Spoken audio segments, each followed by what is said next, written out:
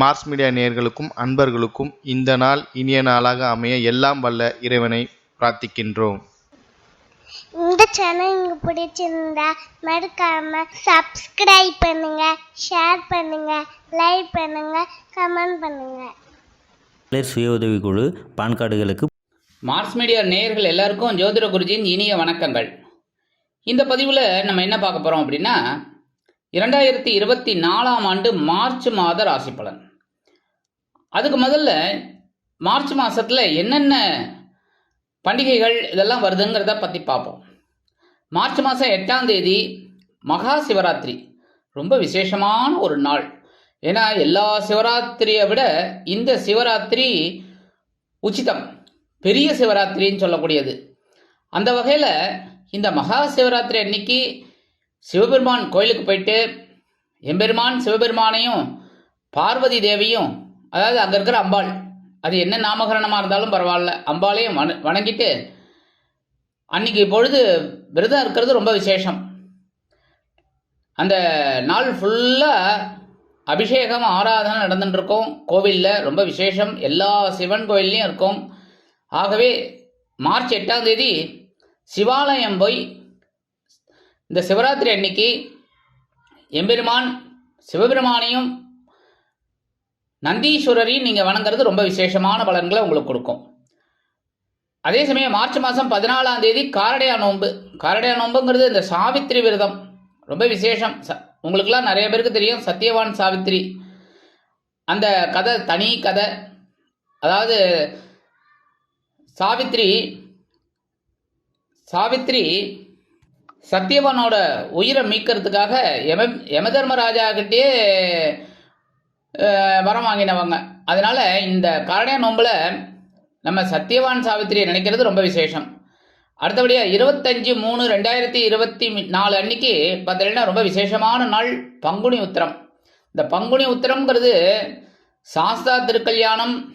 அதே சமயம் சிவன் கோவிலில் திருக்கல்யாணம் சிவபெருமானுக்கு, அதே சமயம் முருகப்பெருமானுக்கு திருக்கல்யாணம், முருகப்பெருமானுக்கு காவடி எடுக்கிறது எல்லாம் ரொம்ப விசேஷமாக இருக்கும்.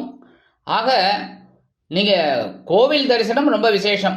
சிவன் கோயிலாகட்டும், ஐயப்பன் கோயிலாகட்டும், அதே சமயம் முருகன் கோயிலாகட்டும், நீங்கள் போயிட்டு வழிபாடு பண்ணுறது ரொம்ப விசேஷமான பலன்களை கொடுக்கும். இந்த மார்ச் மாதத்தில் கிரகநிலைகள் அப்படின்னு பார்த்தீங்கன்னா மேஷ ராசியில் குரு, கன்னி ராசியில் கேது, துலாம் ராசியில் சந்திரன், மகர ராசியில் செவ்வாய் மற்றும் சுக்கிரன், கும்பராசியில் சனி பகவான், சூரியன், புதன், மீன ராசியில் ராகு. அந்த வகையில் இந்த கிரக அமைப்புகள் மாத ஆரம்பத்தில் இருக்கு. 2/3/2024 அன்னைக்கு புத பகவான் கும்பராசியிலேருந்து மீன ராசிக்கு போயிடுறார். 8/3/2024 இந்த சுக்கிர பகவான் மகர ராசியிலேருந்து கும்பராசிக்கு போயிடுறார். 14/3/2024 அன்னைக்கு சூரிய பகவான் கும்பராசிலேருந்து மீன ராசிக்கு போயிடுறார். அதே சமயம் அன்னைக்கே செவ்வாய் பகவான் மகர ராசிலேருந்து கும்பராசிக்கு போகிறார். கும்பராசியில் சனியோடு சேர்ந்துடுறார். அதே சமயம் சூரிய பகவான் ராகுவோடு சேர்ந்துடுறார் 14ஆம் தேதிக்கு அப்புறம். இதுதான் இந்த மார்ச் மாதத்தோட கிரக நிலைகள், சஞ்சாரங்கள். அந்த வகையில் இந்த மார்ச் மாதம் ஒவ்வொரு ராசிக்கும் என்னென்ன பலாபலன்களை கொடுக்க போகிறதுங்கிறத பற்றி நம்ம இப்போ தெளிவாக பார்ப்போம். பதிவுக்கு போகலாமா? எனதருமை சிம்ம ராசி நேர்களே, இந்த பதிவில் நம்ம என்ன பார்க்க போகிறோம் அப்படின்னா 2024ஆம் ஆண்டு மார்ச் மாத ராசி பலன். இந்த மார்ச் மாதத்தில் எந்தெந்த கிரகங்கள் உங்களுக்கு அற்புதமாக வேலை செய்ய போகிறது, எந்தெந்த கிரகங்கள் மூலமாக நீங்கள் கவனமாக இருக்கணும், சந்திராசிரம தினங்கள் என்னென்னைக்கு, பரிகாரமாக என்ன பண்ணினா இந்த மாதம் கொஞ்சம் விசேஷமாக இருக்கும் அப்படிங்கிறத பற்றிலாம் நம்ம இப்போ தெளிவாக பார்க்க போகிறோம். உங்களோட ராசிநாதன் யாருன்னா, ஆத்மகாரகன் சூரிய பகவான். சூரியன் தானேயா எல்லாத்துக்கும் ஒளி கொடுக்கறது. எல்லா கிரகங்களுக்குமே சூரிய பகவான் தான் ஒளி கொடுத்துட்டுருக்கார், ராகு கேது தவிர. அதனால் உங்களுக்கு ராசிநாதனாக இந்த ஆத்மகாரகன் அமைஞ்சது ரொம்ப விசேஷம். அதனாலே தான் உங்களுக்கு பார்த்திங்கன்னா ஒரு தைரியம் இயற்கையிலேயே இருக்கும். அதேமாரி நிறைய பேர் பார்த்திங்கன்னா ஓரளவுக்கு சராசரி உயரத்தை விட கொஞ்சம் உயரமாக இருக்கக்கூடிய ஒரு வாய்ப்புகள் அவங்களுக்கு கிடைக்கும். அந்த வகையில் இந்த சூரிய பகவான் 2-11 அதிபதி புத பகவானுடன் மற்றும் 6-7 அதிபதி சனீஸ்வர பகவானுடன் சேர்ந்து கலத்திரஸ்தானத்தில் இருக்கார். இந்த சனீஸ்வர பகவான் 7ஆம் இடத்துல இருக்கிறது சசயோகம். ஏற்கனவே நான் சொல்லியிருக்கேன், சசயோகம் யோகம் இருக்குது. அதனாலே உங்களுக்கு சில காரியங்கள் கொஞ்சம் தடை தாமதத்தை சந்தித்தாலும் உங்களுக்கு அருமையான வெற்றியை கொடுக்கும். இந்த 2-11 கூடிய அதிபதி புத பகவான் அங்கேயே இருக்கிறதுனால அவரும் 7ஆம் இடத்துல இருக்கார். கவலைப்பட வேண்டாம், ஒரே நாள் தான். 2-3-2024 அவ அஷ்டம ராசிக்கு வந்துடுறார். 8ஆம் இடத்துக்கு வர்றது ஓரளவுக்கு நல்லது. ஏன்னா மறைவு பெற்றார், ஓரளவுக்கு உங்களுக்கு நல்லது நடக்கும். ஏன்னா 6, 8, 12 துர்ஸ்தானம்னு சொல்றது. அந்த வகையில் இந்த 8ஆம் இடத்துல புத பகவான் சுக்கிர பகவான்லாம் வந்தால் ரொம்ப விசேஷமான பலன்கள் உங்களுக்கு கிடைக்கும். அதனால ஓரளவுக்கு மனசில் ஒரு தெளிவு கிடைக்கும். இந்த வேலையை இப்படி செஞ்சால் நம்ம கரெக்டாக மூவ் பண்ணலாம் அப்படிங்கிற மாதிரிலாம் உங்களுக்கு திட்டம் கிடைக்கும். அந்த திட்டத்தை அமல்படுத்துவீங்க. அது மூலமாக உங்களுக்கு சில நன்மைகள் கண்டிப்பாக கிடைக்கும். அதேமாரி எழுத்து மற்றும் அச்சுத்துறையில் இருக்கும் அன்பர்களுக்கு எதிர்பார்க்கும் சில காரியங்கள் அற்புதமான நிகழ்வை கொடுக்கும். அதேமாரி மனசில் சந்தோஷம் இருக்கும். சில பேருக்கு பார்த்திங்கன்னா எடுக்கிற காரியங்கள்லாம் சிறப்பாக அமைகிறதுனாலேயே உடல் ஆரோக்கியமும் கிடைக்கும். 14-3-2024 சூரிய பகவானும் அஷ்டம ராசிக்கு வந்துடுறார். சூரிய பகவானும் அஷ்டம ராசிக்கு வந்ததுனால என்ன பண்ணணும், உடல் ஆரோக்கியத்தில் கொஞ்சம் கவனமாக இருக்கணும். ஏன்னா உஷ்ணமான கிரகம். ஏற்கனவே போன மாதம் கொஞ்சம் இப்படி தான் இருந்தீங்க. இப்போது அது கொஞ்சம் குறையுமே தவிர அப்படியே தான் இருக்கும். ஏன்னா 7ஆம் இடத்துல இருந்தாலும் சரி 8ஆம் இடத்துல இருந்தாலும் சரி சூரிய பகவான் சில வேலைகளெல்லாம் காட்டுவார். கவனமாக இருக்கணும். பேசுகிற வார்த்தையில் கவனமாக இருக்கணும், உடல் ஆரோக்கியத்தில் கவனமாக இருக்கணும், வாகன பயணங்களில் கவனமாக இருக்கணும், அக்கம் பக்கத்தில் இருக்கிறவங்களோட கவனமாக இருக்கணும். உத்தியோகத்தில் உங்களோட வேலை என்னங்கிறத மட்டும் பார்த்து அதை அப்படியே செய்யணும். இந்த சக ஊழியர்களோட பர்சனல் மேட்டர்ஸ்லாம் நீங்கள் தலையிடக்கூடாது. அதேமாதிரி தொழில் வியாபாரத்தில் இருக்கிறவாலும் கவனமாக இருக்கணும். கூட்டாளிகள் எல்லாம் இந்த வச்சு வாங்கிறது அதெல்லாம் செய்யக்கூடாது. அமைதியாக அவங்கள அனுசரிச்சுட்டு போகிறது ரொம்ப விசேஷம். பொறுமையாக இருந்தாலும் இந்த 14ஆம் தேதியிலிருந்து புத ஆதித்ய யோகம் கிடைக்கிறதுனால குழந்தைகள், இந்த கல்வி பயிலும் மாணவ மாணவிகளுக்கு கல்வியில் இருந்து வந்த சில குழப்பங்கள் குறையும். கல்வியில் ஒரு ஆற்றல் அதிகரிக்கும். அதுமாதிரி விளையாட்டுத்துறையில் இருக்கிற குழந்தைகளும் சக்கப்போடு போடுவா. அதுமாதிரி நல்ல ஒரு பதக்கம் வாங்குறதுக்கு வாய்ப்புகள் அவங்களுக்கு இருக்குங்க. அடுத்தபடியாக 3-10 அதிபதி சுக்கிர பகவான். அவர் எங்கே இருக்காருன்னு பார்த்தீங்கன்னா பகைருண ரோகஸ்தானத்தில் இருக்கார். கூட யார் இருக்கான்னு பார்த்தீங்கன்னா 4-9 அதிபதி செவ்வாய். அதாவது உங்களுக்கு சுகாதிபதி பாக்கியாதிபதி செவ்வாய் பகவான் சேர்ந்து இருக்கார். அதனாலேயே உங்களுக்கு சுக்கிரமங்கல யோகம் கிடைக்கிறது. சுக்கிரமங்கல யோகம் கிடைக்கிறதுங்கும் போதே மனசில் ஒரு தைரியம் இருக்கும். பகைருண ரோகஸ்தானமாகி 6ஆம் இடத்துல சுக்கிர பகவான் இருக்கிறது உத்தியோகத்தில் கொஞ்சம் பொறுப்புகளை கொடுப்பார். இந்த செவ்வாய் பகவானும் இருக்காருங்கிறதுனால தைரியமும் கொடுப்பார். தைரியமாக இந்த வேலைகளெல்லாம் செய் அப்படின்னு சொல்லக்கூடிய ஒரு வாய்ப்புகள் உங்களுக்கு கிடைக்கும். அதனாலே உங்களுக்கு சில நன்மைகளும் கண்டிப்பாக கிடைக்கிறதுக்கு வாய்ப்புகள் இருக்குங்க. எடுக்கிற காரியங்களும் உங்களுக்கு டக்குன்னு முடியறதுக்கு வாய்ப்புகள் இருக்குது. தொழில் வியாபாரமும் நல்லபடியாக நடக்கும். சில பேருக்கு பார்த்திங்கன்னா விலை உயர்ந்த பொருட்களை வாங்கி மகிழும் வாய்ப்புகளும் அவங்களுக்கு கிடைக்கும். உறவுகள் இந்த நேரத்தில் ரொம்ப ஹெல்ப்ஃபுல்லாக இருப்பாங்க. கவலைப்பட வேண்டாம். 8-3-2024 இந்த சுக்கிர பகவான் கலத்திரஸ்தானமாகி 7ஆம் இடத்துக்கு வந்துடுறார். 7ஆம் இடத்துக்கு வந்துடுறார் அப்படிங்கும்போதே நீங்கள் எடுக்கிற காரியங்களில் கவனமாக இருக்கணும். அதேமாதிரி 14-3-2024 செவ்வாய் பகவானும் கலத்திரஸ்தானத்துக்கு வந்துடுறார்.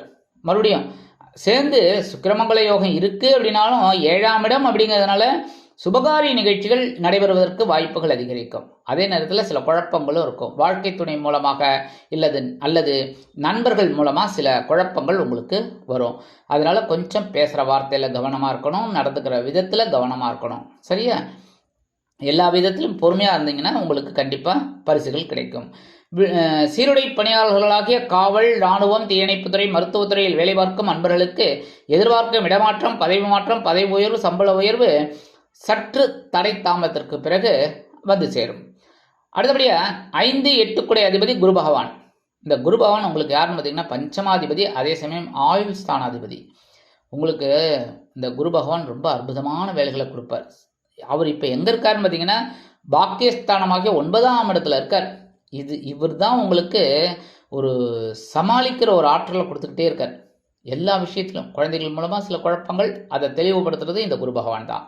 அதேமாரி சில பேருக்கு பார்த்திங்கன்னா புனித தலையாத்திரை செல்லக்கூடிய வாய்ப்புகள்லாம் கிடைக்கும். ஆனால் அதெல்லாம் ஏதோ ஒரு காரணத்தினால அவாய்ட் பண்ணக்கூடிய ஒரு வாய்ப்புகளும் உங்களுக்கு கிடைக்கிறதுனாலே சில பேருக்கு போக முடியல. ஆனால் குருவை மனசார தியானம் பண்ணிட்டு போங்க, கண்டிப்பாக அது சக்ஸஸ்ஃபுல்லாக உங்களுக்கு முடியும். அதேமாரி தந்தை வழி உறவுகள் அனுகூலமாக இருப்பாங்க.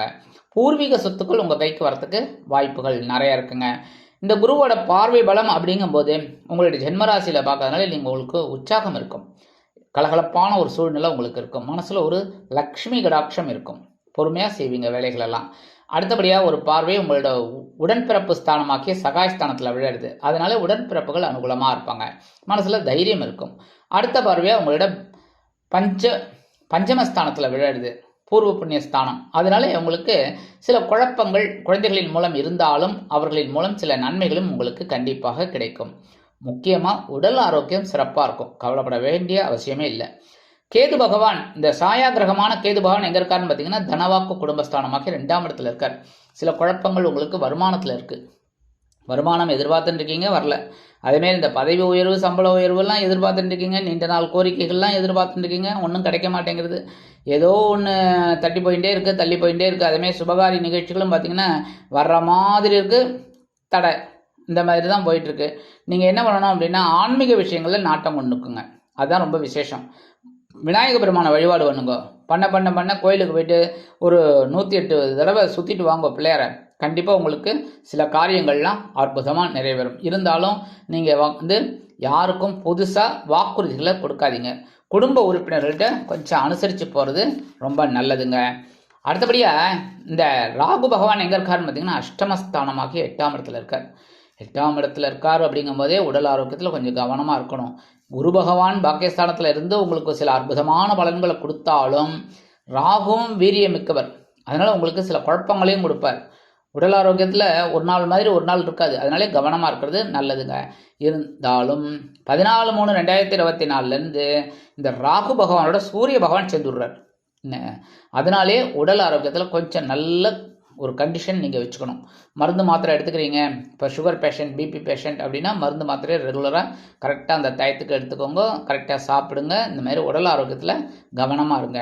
எடுக்கிற முயற்சிகள்லாம் சற்று தடை தாமதமானாலும் உங்களுக்கு ஓரளவுக்கு அனுகூலமாக இருக்கும்.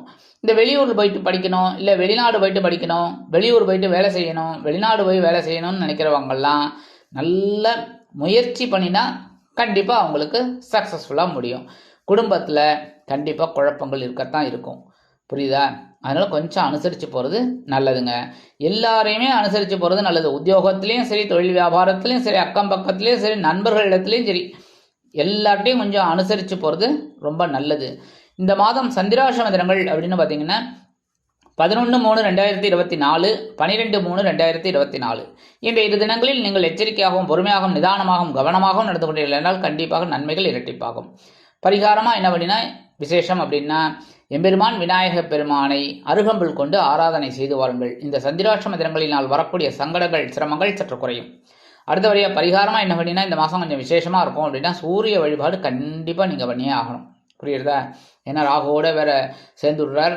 அதனாலேயே கொஞ்சம் 14ஆம் தேதியிலேருந்து அதுக்கத்தான் மாதம் முச்சூடும். தினந்தோறும் சூரிய வழிபாடு பண்ணுறது ரொம்ப விசேஷமான பலன்கள் உங்களுக்கு கொடுக்கும். தைரியம் இருக்கும், மனசில் ஒரு தைரியம் வரும், இந்த வேலைகளை கரெக்டாக செய்யணும்னு ஒரு புத்தி கூர்மை கிடைக்கும். அடுத்தபடியாக எம்பெருமான் முருகப்பெருமான வழிபாடு பண்ணுங்க. ஏன்னா செவ்வாய் பகவான் உங்களுக்கு அனுகூலமாக இருப்பார். சில பேருக்கு பார்த்திங்கன்னா சில தடை தாமதங்கள்லாம் இந்த வீடு மனை வாகனம் வாங்குறதுலலாம் சில தடை தாமதங்கள்லாம் இருக்குது, அதெல்லாம் விலகும். அடுத்தபடியாக ராகு கேது பிரீத்திக்காக புற்றுக்கோயில் போயிட்டு வர்றது ரொம்ப விசேஷம், கண்டிப்பாக போயிட்டு வரணும். செவ்வாய்க்கிழமை, வெள்ளிக்கிழமை, ஞாயிற்றுக்கிழமை இந்த 3 நாள் போகிறது ரொம்ப விசேஷம். இந்த 3 நாள் போக முடியல அப்படின்னா தாராளமாக ஒரு நாள் கண்டிப்பாக போயிட்டு மனசார தியானம் பண்ணி வழிபாடு பண்ணிட்டு வாங்கோ. கண்டிப்பாக இந்த மார்ச் மாதம் உங்களுக்கு அற்புதமான மாதமாக அமையும் என்று கூறி விடைபெறுகிறேன். நன்றி, வணக்கம். மீண்டும் ஒரு அருமையான பதிவில் நான் உங்களை மனமகிழ்ச்சியோடு சந்திக்கிறேன். வாழ்த்துக்கள். வாழ்க வளமுடன். இந்த சேனல் உங்களுக்கு பிடிச்சிருந்தா மறக்காம சப்ஸ்கிரைப் பண்ணுங்க, லைக் பண்ணுங்க, ஷேர் பண்ணுங்க.